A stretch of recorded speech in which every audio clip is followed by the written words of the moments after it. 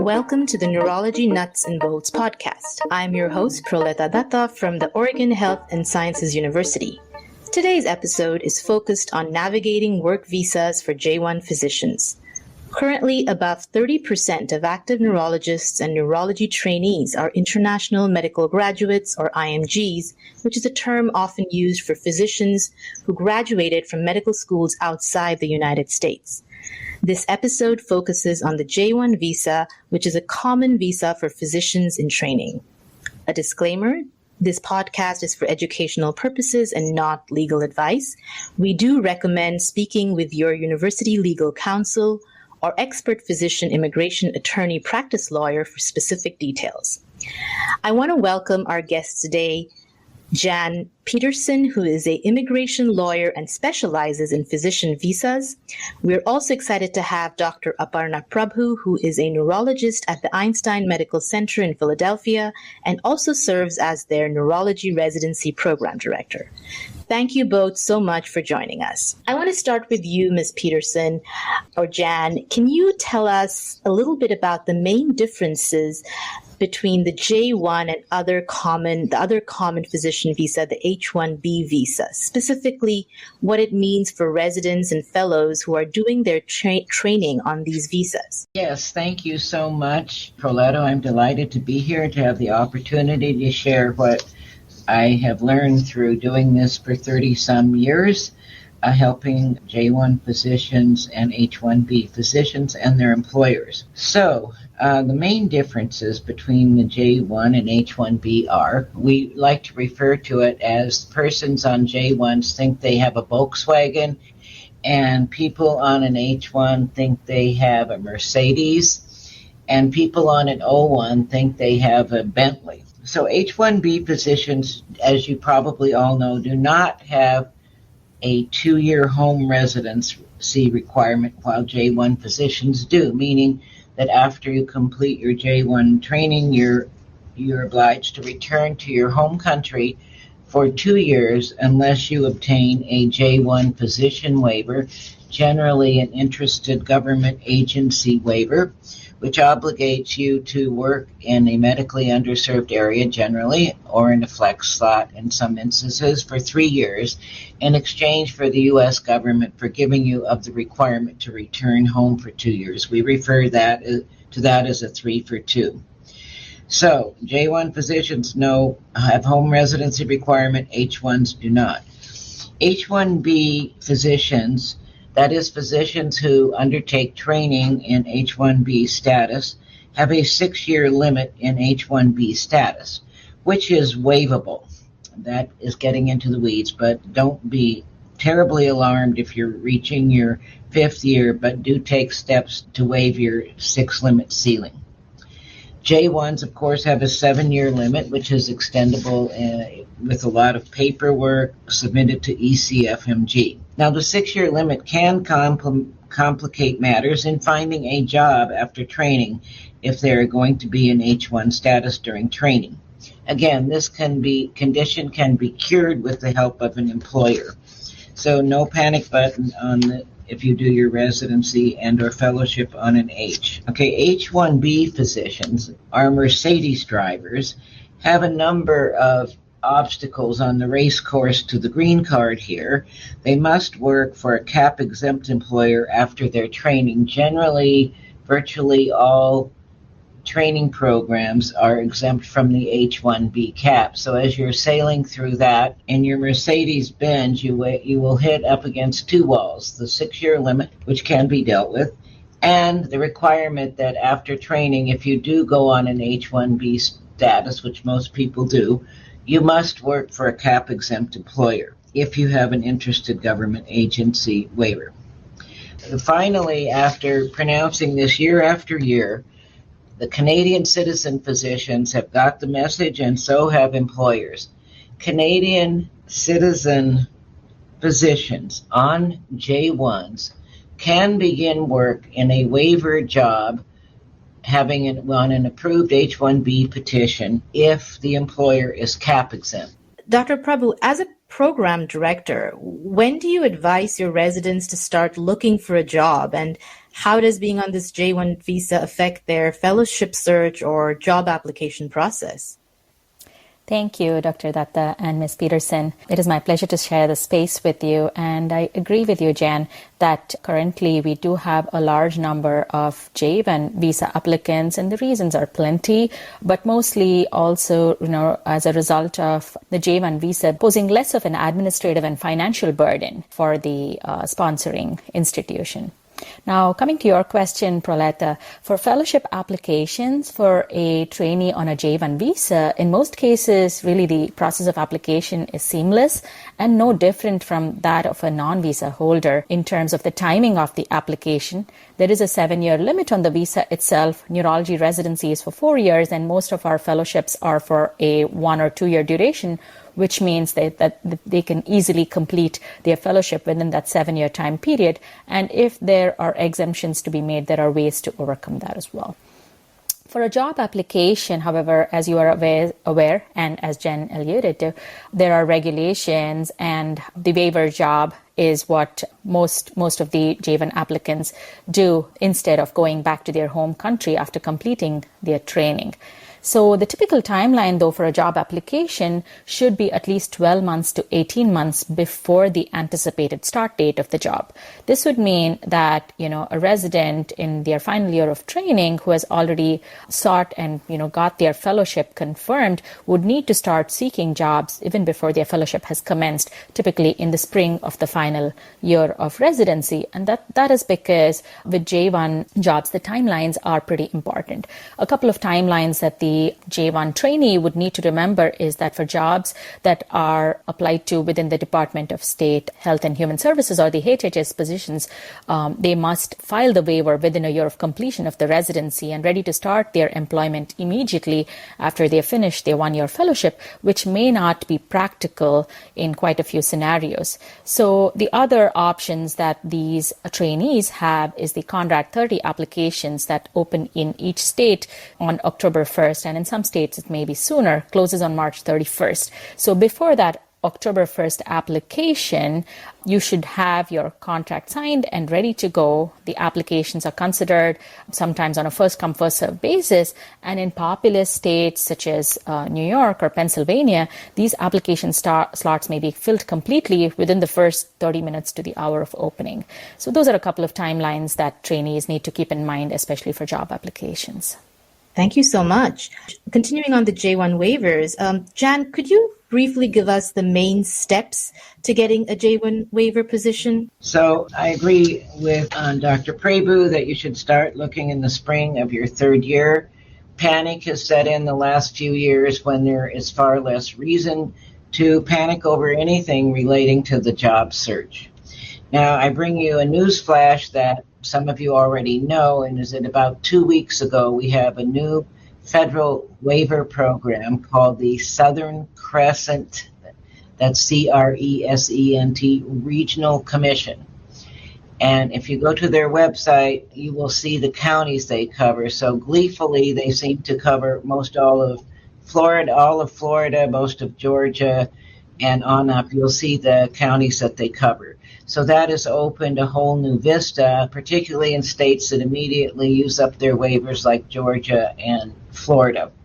So we have the State 30 program, with which you all are probably familiar. That program permits each state to grant 30 J1 waivers to physicians per year. Out of that 30, the state may, at its sole discretion, award 10 of those waivers to physicians who will be working in non-underserved areas, but where the medical practice will serve patients who reside in underserved areas. Those 10 discretionary waivers are called flex waivers. States are given great latitude in how they use them. Often, if a university program is not located in an underserved area but has a need to hire physicians, the state will allocate a certain number of its flex slots to its local university. So that's State 30. Limited in number, each state has a particular application cycle. They could be first come, first served. They could have an application period. They could have the California, the least desirable model, where they don't even accept applications from subspecialists until July 1st, shutting out most J1s from the program except for Canadian citizens. And I think the model programs are in Delaware and South Carolina, which is great for everybody because an employer is permitted to ask for a slot reservation and keep that slot to recruit a physician. For the physician, that means it's certain if you are hired by the practice that you will get a waiver, and it gives everybody time to consider their options and no rushing. Rushing really is a problem with it, because people then hate the job, they're miserable, they want to get out of the contract, and that is possible but difficult and very stressful in many circumstances. So we've got our new waiver program. The next thing I'll cover is federal waivers. All federal interested government agency waiver programs are open year-round. Underline that, open year-round, and can give an unlimited number of waivers.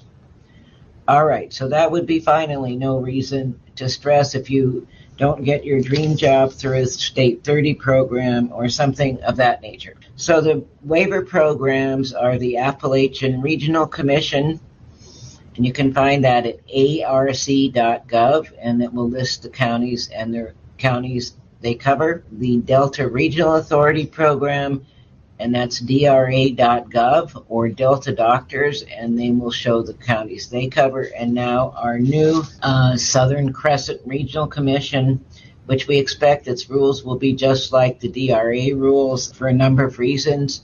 They're very reasonable rules, the DRA. And finally, HHS, our beloved heroes of the COVID season, shall we say. HHS expanded the types of facilities for which it would grant waivers in the spring of 2020, and they have gotten hundreds and hundreds of waivers since then. So HHS will sponsor a physician in any primary care specialty, no subspecialists, provided that the work location has a shortage score of 7 or greater. The area must also be an HPSA area, HPSA. Just a quick word about that. When you're thinking of a job that you want, get the address of all your work locations and Google HPSA find by address, HPSA find by address. Put in the address and that will tell you whether it's a HPSA area, health professional shortage area, or MUA, medically underserved area or population. Look at it as two baskets. So the ARC will sponsor only HPSA areas, HHS will sponsor only HPSA areas, and the DRA and the SCRC will sponsor either HPSA or MUA areas. So once you get your job opportunity, it's very advised, as I said, to bring your spouse and children. Very often the employers will pay for them to come, particularly in a rural area. They want you to like their community, your whole family, and they will want to meet your whole family. It's all good news, no bad news. No waiver programs closing down this week, and I just briefly mentioned two other kinds of waivers that don't involve employment, and they are your self-petitions. They are hardship waivers and persecution waivers, and they are very obviously country-specific. Hardship waivers require a qualifying relative to be eligible. That means a permanent resident or American citizen, spouse, or minor child.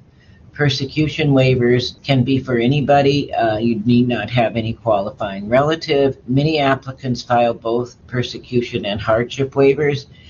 They both have an extremely high approval rate, but we attribute that to the fact that almost everyone has lawyers, mostly good lawyers, and that people self-select whether they think they could meet the criteria. Now, as far as the question we often get is, can I have two waivers pending at the same time? It depends on the type of waiver. You may not have two federal or state waivers pending at the same time, and you're always required to sign a statement that you do not have. So changing your mind is a bit of a problem and should result in your consulting an attorney. So changing your mind, it depends on when you change your mind and what part of the game.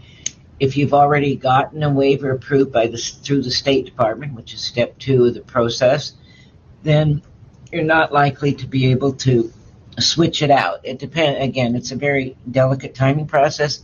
The only problem with the hardship and persecution waivers is that their processing time is increased from 12 to 14 months. So it requires planning. A frequent question is whether you can extend your J1 status if you have filed a hardship or persecution waiver or any waiver.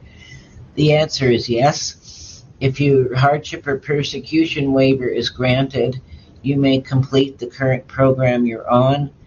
They will not give you extensions. However, if the hardship or persecution waiver is denied, you may continue extending your J1 program. You can also apply for those 2 waivers at any time during your training, your first year, your second year.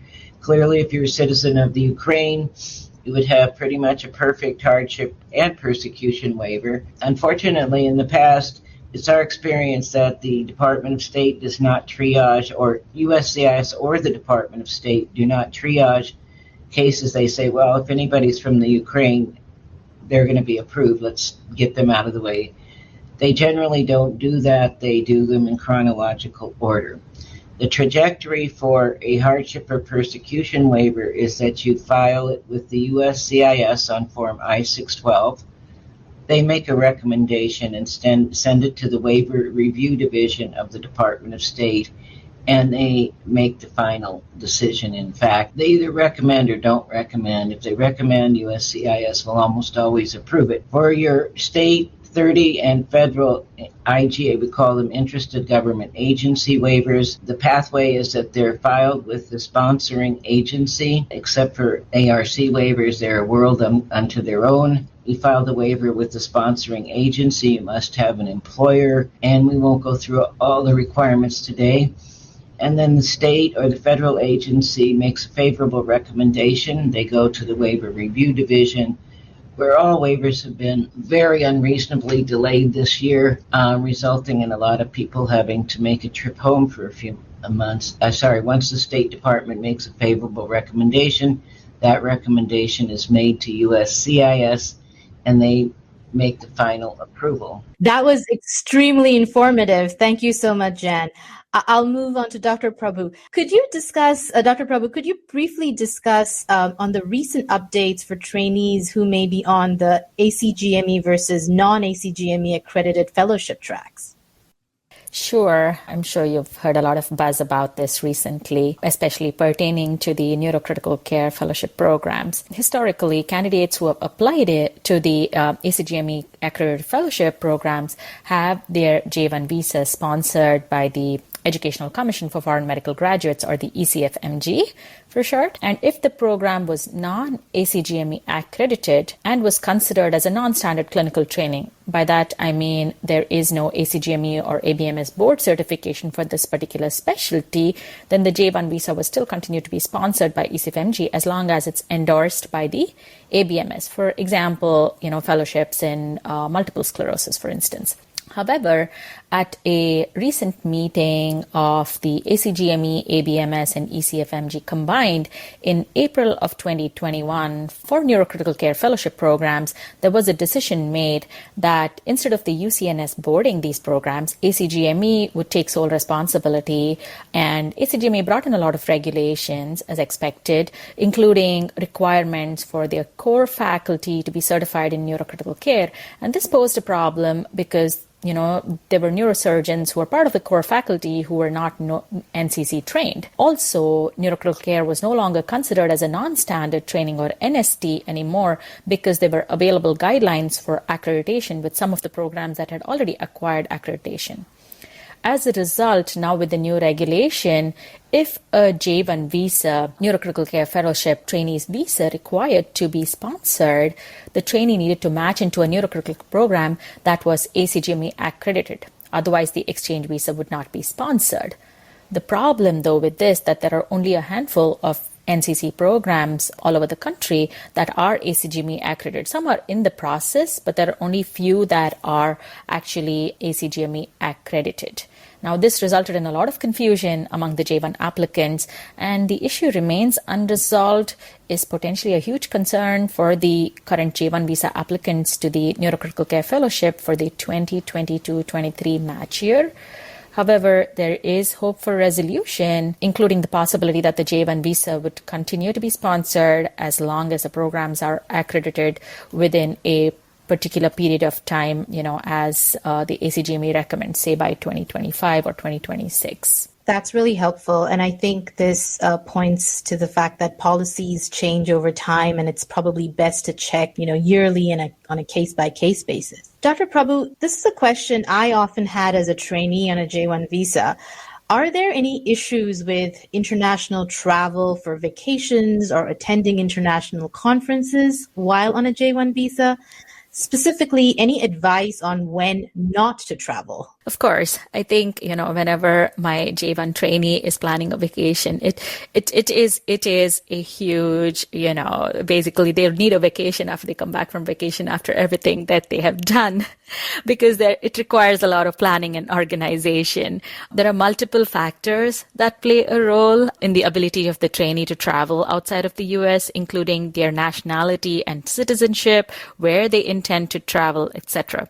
So, for example, if it's a U.S. territory, it should not be an issue. Like if they're going to Puerto Rico or the U.S. Virgin Islands, they don't need a visa. But if it is to Mexico or Canada, what the trainees need to remember is that they may be eligible for something known as an automatic visa revalidation, depending on their nationality and citizenship. There are some nationalities that may not be permitted for this automatic visa revalidation, and they would need to look this up. There are a couple of other issues that the trainees would have to consider. One is if their visa is expired, they would need to get their visa stamped from the U.S. consulate outside of the USA, and they typically do this from their home country to re-enter the USA. This would mean that they need to secure an appointment at the U.S. consulate before the intended date of travel from here.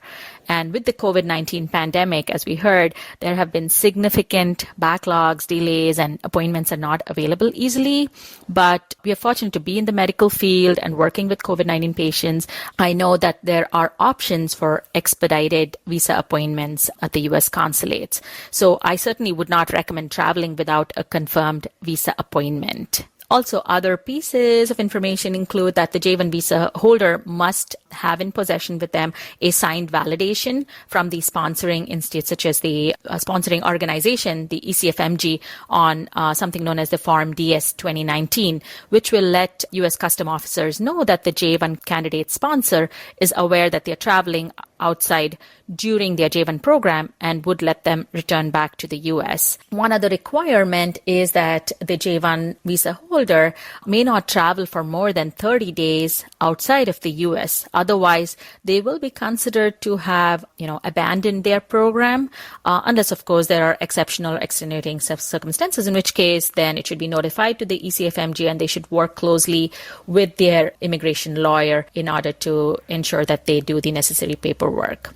So you can see there's a lot of planning and organization required before the J1 trainee can travel internationally. My advice would be for the trainee to ensure that they keep themselves abreast with the latest travel recommendations that are available on the travel.state.gov website of the U.S. Department of State under the International Travel section, as well as on the ECFMG website. Jan, I wanted to get your thoughts on this. Are there any differences between doing a J1 waiver at a university-based program versus private practices? In theory, no. In practice, there's a great difference. Very often, private practices tend to be more limber in working with the attorneys to put the waiver application together and to get it filed. Universities often have multiple layers of decision making, and it takes a longer time. So that's very fresh knowledge. I talked to a doctor last night who wanted an academic position no matter what. And in my example, in reality, the state 30 programs often allocate a certain number of waivers to universities each year, and thus the number of waivers available may be limited. In the case of this doctor with whom I spoke, the state it was a flex spot, as we talked about earlier, and each state can give no more than 10, and she was number 11. so she did not get that spot.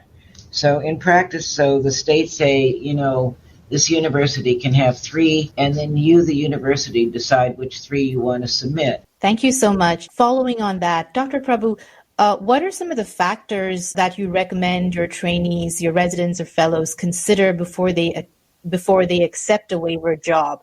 What are some of the red flags you warn them to watch out for? As we were listening to Jan, J1 waiver positions are available, but, it might be tricky to find something that works for you because of your preference for a certain geographical location, your preference for a certain specialty. There are the federal programs and then, of course, the state programs. Each program's rules are different, timelines are different, and it is easy for someone who is not fully focused on physician immigration laws to get confused. So, obviously the number one rule is to find an experienced immigration lawyer who's familiar with all of the J1 processes and is up to date with this, so that they can guide you through this, help you through, screening the positions to determine if the job qualifies, review contracts with you to ensure that there is compliance with immigration laws.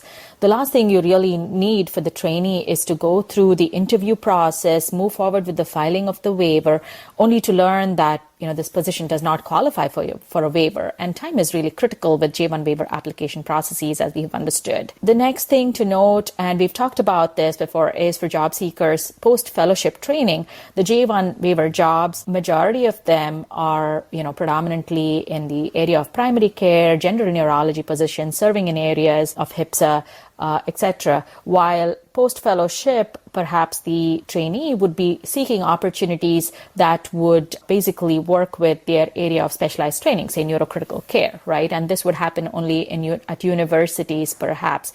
So a couple of things that they would want to keep in mind is look at the state 30 positions with the flex spots, as Jan was talking about, as their first option. Competition is high with that, so they really have to be on top of their game in order to apply for these, and the employer should be familiar with this as well.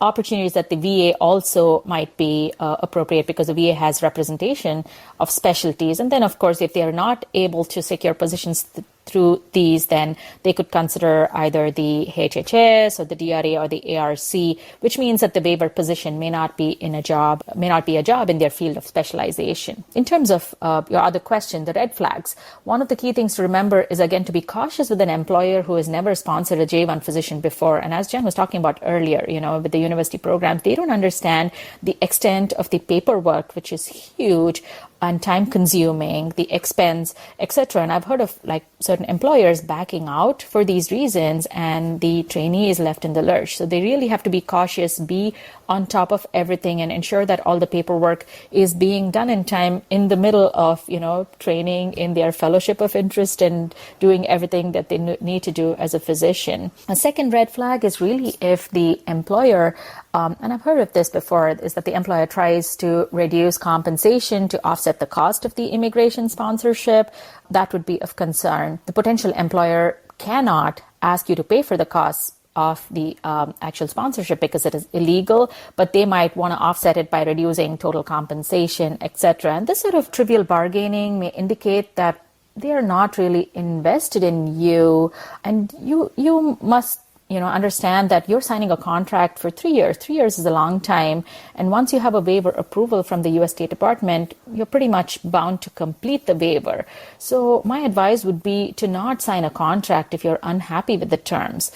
Be patient, well-informed, persistent, and you will be bound to succeed. There's always a plan B, C, D, etc. that you can fall back on. And again, it goes back to the rule number 1, talking to your immigration attorney who'd be able to advise you. I know Jan talked about this briefly. One of the strategies that the J1 trainees sometimes don't realize is that there are non-waiver options available. The J1 home residency requirement bars the resident from changing from J1 to an immigrant category without the waiver job, but it does not bar them from, being on a non-immigrant visa. And I think, we will be talking about this in a little bit, is the O1 visa, which may be to your advantage and is available for high caliber physicians with extraordinary ability in their field, or something known as the E2 visa, which is available for physicians investing money in setting up physician practice. That's really helpful. Dr. Prabhu, kind of wrapping up this session, you have set up a J1 waiver program at your institution in Philadelphia. Any advice to other faculty who may want to set up a waiver program at their institutions as well? Yes, sure. So as we've been talking about, all the opportunities for the J1 waiver position, the J1 waiver positions are typically available at the federal interested governmental agencies, and the VA is the most common one that grants the J1 home residency requirement. However, this would require the trainee to go to perhaps an underserved area or a rural area. And we had a couple of our own J1 trainees who went on to do fellowship training and expressed an interest in coming back to Philadelphia to work with us. And basically, we went with the Conrad 30 program.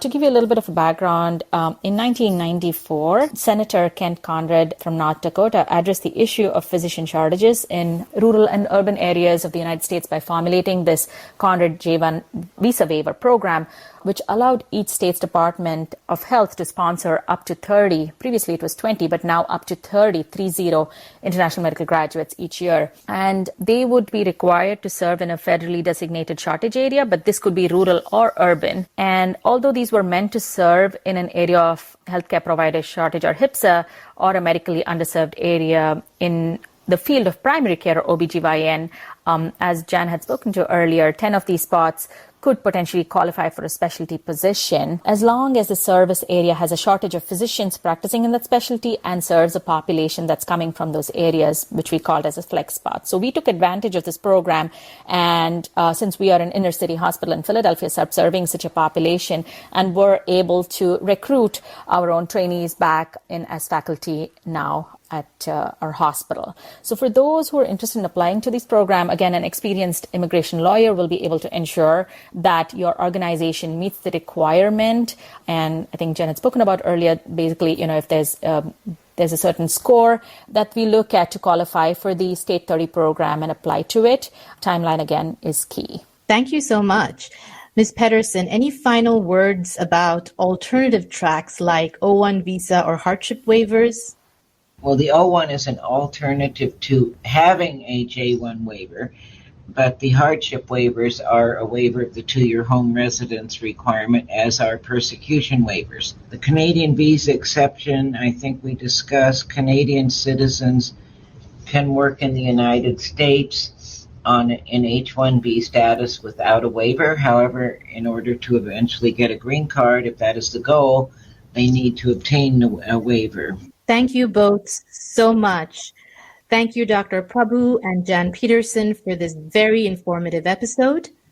This podcast is not recorded as an official podcast of any institution or organization. The podcast is unfunded. Opinions are those of the individual participants. Music by Audrey Nath and artwork by Shivani Koshal. Want more content like this? Be sure to subscribe to the Neurology Nuts and Bolts podcast on all available platforms to hear more about constructing your career in neurology. Follow us on Twitter at NeuroBolts to stay up to date on new content and give us feedback on what you want to hear and tell your friends. Thanks for joining us.